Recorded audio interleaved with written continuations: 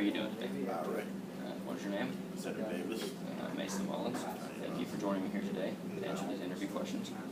The topic that we'll be covering is going to be the early 2000s and the Obama administration. All right. First question for you today is what year were you born? 1967. Okay. All right. Second question is going to be where do you currently reside? Where's your residence? Box Springs, Texas. Box Springs. Okay. Do you like living there? It's okay. All right. Where was your residence when you were born? Dallas, Texas.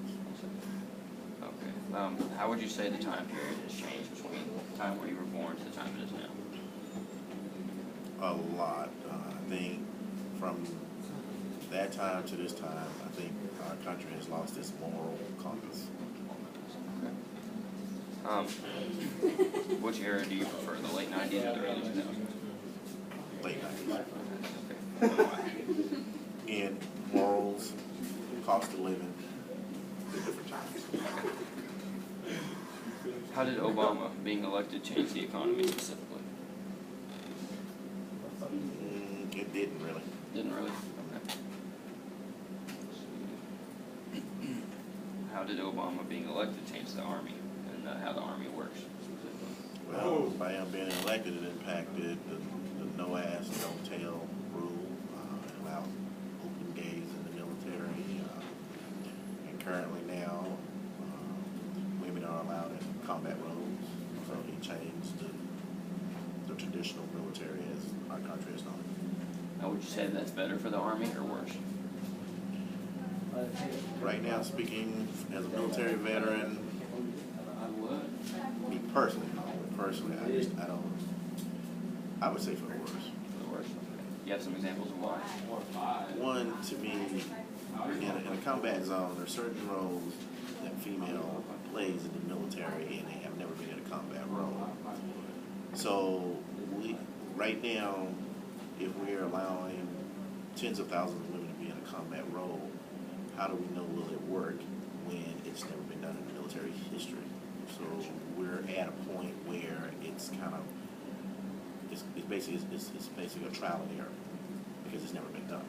Gotcha. You know, women has played a role in wartime, but it's never been in a combat situation.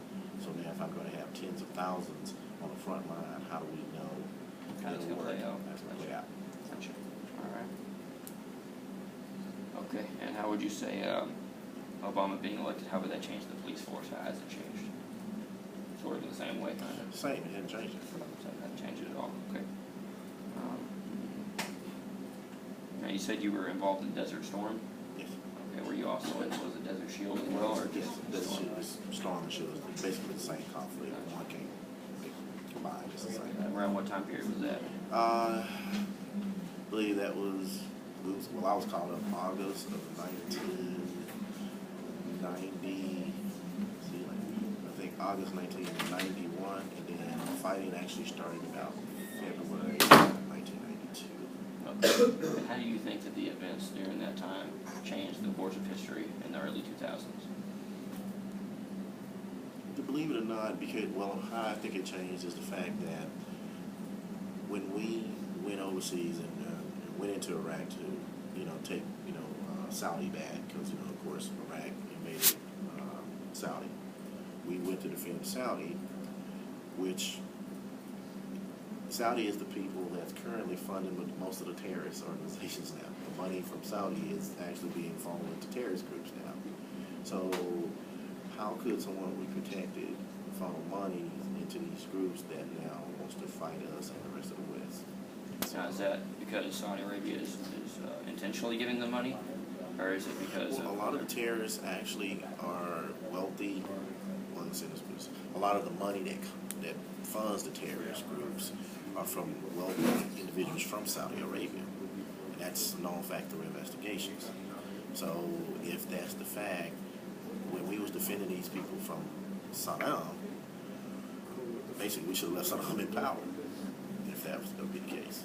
Because we didn't go to war with Iraq, not until Bush got in there. He went into war with, well, let me rephrase that. We went to war with Iraq, but when Father Bush was there, we wasn't going to war with Iraq. Now when son gets there, because of course that was a bounty put on, the father's head and all these other things. There's a whole bunch of political stuff there.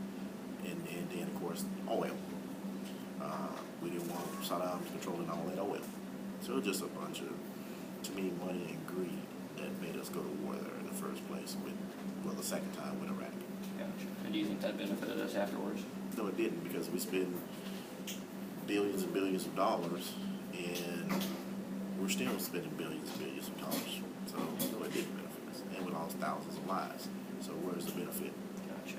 Now, at that time, when you were sent into war to do this action, how did you feel about it then? Did you feel that it was the right thing to do? And No. you didn't? And I protested it, and I told my first sergeant I wasn't coming. And when I was supposed to report, he told me after I reported, he'll send some MPs to get me. So I had a choice to make: prison or go report. I reported, of course. So Gotcha. Okay. Let's see here. Okay. How would you say Obama being elected changed the country as a whole? More on I would say a social aspect rather than political. on the social aspect, he opened the doors for a lot of things to change socially. Gays being able to marry gays is a social change that probably would have never happened if it weren't for him. Women being put into more leadership roles probably would have happened if it weren't for Obama. And what else? Basically, he's given more social rights than most presidents of the past. So, social-wise, he's opened the door for a lot of things that we probably wouldn't have went down the road. Now, specifically on the topic of women, being the Equal Pay Act that was signed by, I believe, Ms. Lilly Ledbetter. How do you feel about that? Do you think that was a long time coming, or do you think that should have been done sooner? Should have been done, but women still don't get equal pay. You don't think it served any kind of purpose? It didn't, because women still don't get equal pay, and they're still fighting that fight now. So you'll see it on TV all the time. You'll see Hollywood actresses suing the production company because the male counterpart is getting more money, yet the female is the more popular role. Okay, in corporate America, how many corporate female CEOs you have versus male corporate CEOs? See what I'm saying? So it hadn't changed anything. Okay. You shed the light on it, and you see more people protesting it, but the solution haven't been solved. No. Okay.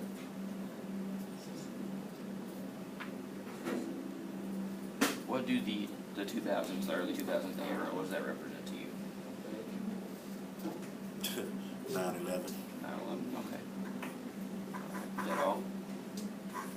Yeah, the early 2000s, 9/11, because I was a policeman during that time, and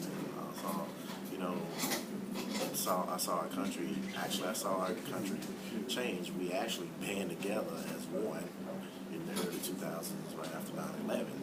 We didn't see color, we didn't see race, we didn't see anything. All we saw was America. And we were all America, and blacks, white, Hispanics, you name it, we was all ready to go get some. Gotcha. So diving in more to 9/11, would you say that the pursuit of Osama bin Laden after the events of 9/11 was a just cause? The shooting of Pursuing him and finding him and killing him, therefore. Oh yeah, it was just. I'm sorry. He got his. Hey, he did his dirt. Hey, you live by the sword, you die by the sword. That's what he died by. Okay, fair enough. Let's see. Do you like how the 2000s have been this far? Parts of it. Parts of it. What part did you change? Parts when I was rich. Yeah. All right. Does it have something to do still with the cost of living you were talking about? Yeah, it did. Business was good before the recession. The 2000, I would say, I guess the recession came about late 2008, early 2009, somewhere in there. And started my own private business, very, very successful business. And when that recession hit, lost probably 65% of that business. And a lot of American companies folded. A lot of companies moved overseas because it was cheaper to produce overseas than here. But part of that, like I said, in the beginning, money was good. Then, of course, recession hit. And then, of course, it was like tightening your belt. Yeah. Now, 2008 was right around the time Obama was elected. So what do you think he's done thus far to change how that recession was? How's he made it better? How's he made it worse?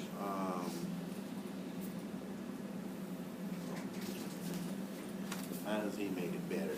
Well, if you look at some of the programs he put in place, they actually began to take hold.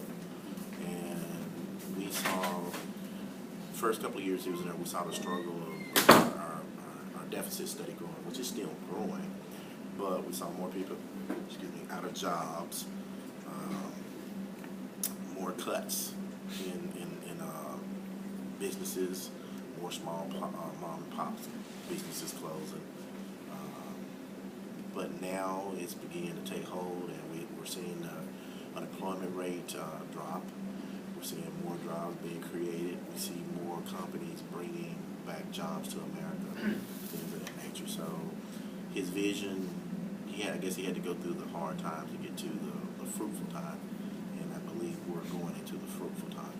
Okay.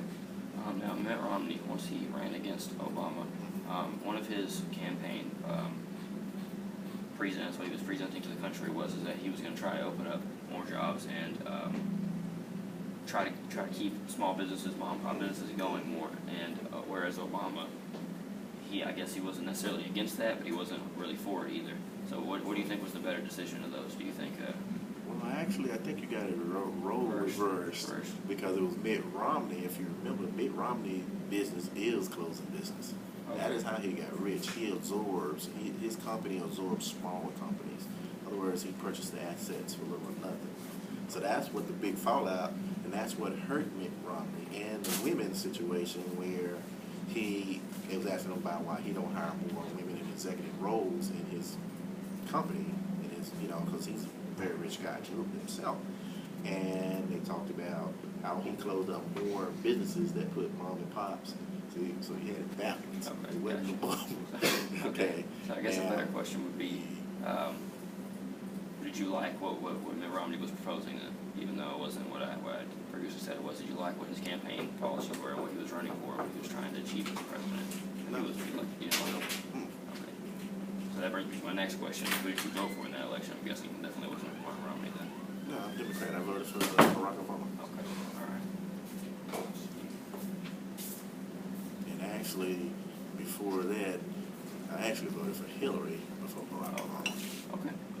So if truth be known, I didn't vote because some people were like, oh, he's black. I didn't vote for him because he was black. Because I didn't vote for him in the first place. I voted for Hillary. Okay. But when Hillary didn't win the primary, of course I'm going to vote for him. I'm a Democrat. And after he got in office, I seen some of the things he was trying to implement, and some of the programs were very solid programs. I saw the way people fought him on it, and I'm like, well, they probably wouldn't work if you just give it an opportunity. So that's where my support began to follow his vision. I don't always agree on the things he's putting in place now, because a lot of stuff he put in place now I don't agree with. I think are very bad programs, but it is what it is. Okay, gotcha. And yeah, you don't always agree with president, even though it's for your party. There's never some people are never going to do exactly what you want all the time, so that's understandable. What was a major conflict or a major issue that you saw in the early 2000s, looking past 9/11? Race. Okay. It's still ongoing. Yeah. The race. They're saying there's not a race war in America, but there is a race war in America. Okay. If that's the case, look at all the shootings, conflicts, societal conflicts. Killings because you're gay, killings because you're black, kill because you're white, kill because you look like you're Muslim. So there's a problem in America. And how would you solve that issue? Can't solve it. It'll never be solved. Never. Racism is instilled. Okay, you're not born knowing race until you're told what your race is. Then you're brought up in an environment. Racism is environmental. Okay, and until you can change that, it'll never happen. In America, not in my lifetime or your lifetime, it's going to always be some type of resentment based on skin tone. So that being said, what would you say that an officer of the law or people that are supposed to be keeping peace, what could they do to implement more safety, even though it seems near impossible. Is there any way that you find a way to